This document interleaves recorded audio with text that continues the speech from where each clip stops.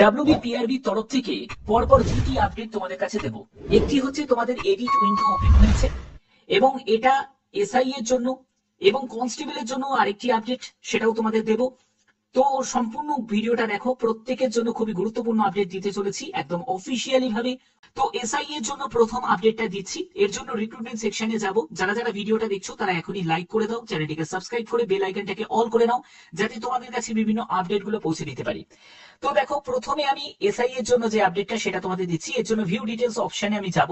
এখান থেকেই তোমরা দেখতে পাবে যে তোমাদের একটি নোটিশ আপডেট হয়েছে।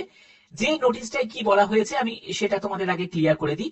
এখানে বলছে যে তোমাদের যে প্রিলি এক্সামিনেশন হয়েছিল সাব ইন্সপেক্টরের জন্য ওয়েস্ট বেঙ্গল পুলিশ 2024 12 অক্টোবর 2025-এ, এবার এর জন্য একটা ক্লিকিং দ্য লিংক অ্যাভেলেবল ওয়েবসাইটে তোমরা একটা লিংক পাবে।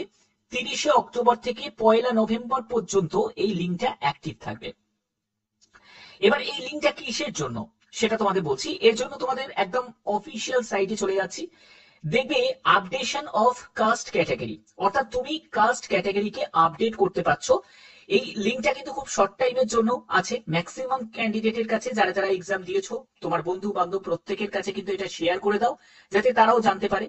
এবং এখানে তোমাদের কি করতে হবে, এই অপশনে তোমাদের ক্লিক করতে হবে। এখানে করার জন্য তোমাদের কি বলছে যে candidate can change their caste category, অর্থাৎ কাস্ট ক্যাটাগরিকে চেঞ্জ করার জন্য তোমাদের একটা এডিট উইন্ডো ওপেন হয়েছে। তো এবার দেখো, এটা কিন্তু খুব ভালো একটি সুযোগ। কি করতে হবে এর জন্য, এর জন্য তোমার অ্যাপ্লিকেশন নাম্বার, 8 ডিজিটের অ্যাপ্লিকেশন নাম্বারটা এখানে টাইপ করে দেবে। তারপরে তোমার ডেট অফ বার্থটা বসিয়ে দেবে এবং সাবমিট অপশনে ক্লিক করলেই তোমাদের মেন পেজটা ওপেন হয়ে যাবে। সেখান থেকে তুমি কাস্ট ক্যাটাগরিকে পরিবর্তন করতে পারছো। এটাই কিন্তু শেষ সুযোগ তোমাদের এডিট যে উইন্ডো তোমাদের দেওয়া হয়েছে, এখান থেকে শুধুমাত্র তোমরা কাস্ট ক্যাটাগরিকে পরিবর্তন করতে পারবে। এর পরবর্তী দেখো, আমি কনস্টেবলের জন্য যে আপডেটটা আমি কনস্টেবলের জন্য ক্ষেত্রে বলছি, তোমরা অনেকেই আছো যারা কনস্টেবলের জন্য আপডেটটা চাও। তো দেখো, এখানে মেন পেজে এবার কনস্টেবলের ক্ষেত্রে আমি তোমাদের বলে রাখি, কনস্টেবলের জন্য যা কিন্তু কথা ছিল, অর্থাৎ কনস্টেবলের জন্য তোমাদের যে ডেটটা ফিক্সড আছে সেই ডেটটাই কিন্তু তোমাদের থাকবে। এর কিন্তু কোনো পরিবর্তন হওয়ার সম্ভাবনা কিন্তু আপাতত নেই। অর্থাৎ এখানে ডেট কি বলা হয়েছে, ডেট যেটা বলা হয়েছিল যে তোমাদের এক্সাম যেটা হবে সেটা হলো 30 নভেম্বর। 30 নভেম্বর 2025 এই ডেটটাই কিন্তু তোমাদের এক্সামের জন্য থাকছে। এই ডেটের কিন্তু কোনো পরিবর্তন এখনো পর্যন্ত দেখা যাচ্ছে না, এই ডেটটাই কিন্তু তোমাদের থাকবে।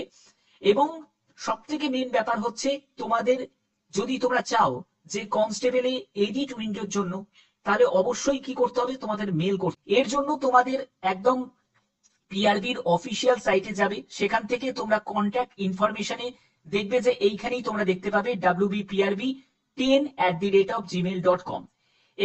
এইখানে তোমাদের কি করতে হবে, এখানে তোমাকে মেল করতে হবে। যদি তোমরা ম্যাক্সিমাম যদি মেল করো তাহলেই কিন্তু এটা পসিবল যে কনস্টেবলের জন্য পরীক্ষার আগে একটা এডিট উইন্ডো ওপেন করে দেওয়া।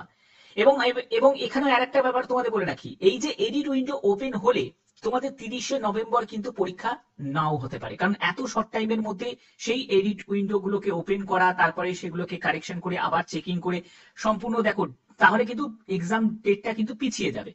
তো দেখো, তোমাদের এক্সাম ডেট পিছিয়ে যাবে, কিন্তু এর ফলে কিন্তু অনেক ক্যান্ডিডেট কিন্তু উপকৃত হবে যদি এডিট উইন্ডো তোমাদের প্রোভাইড করা হয়।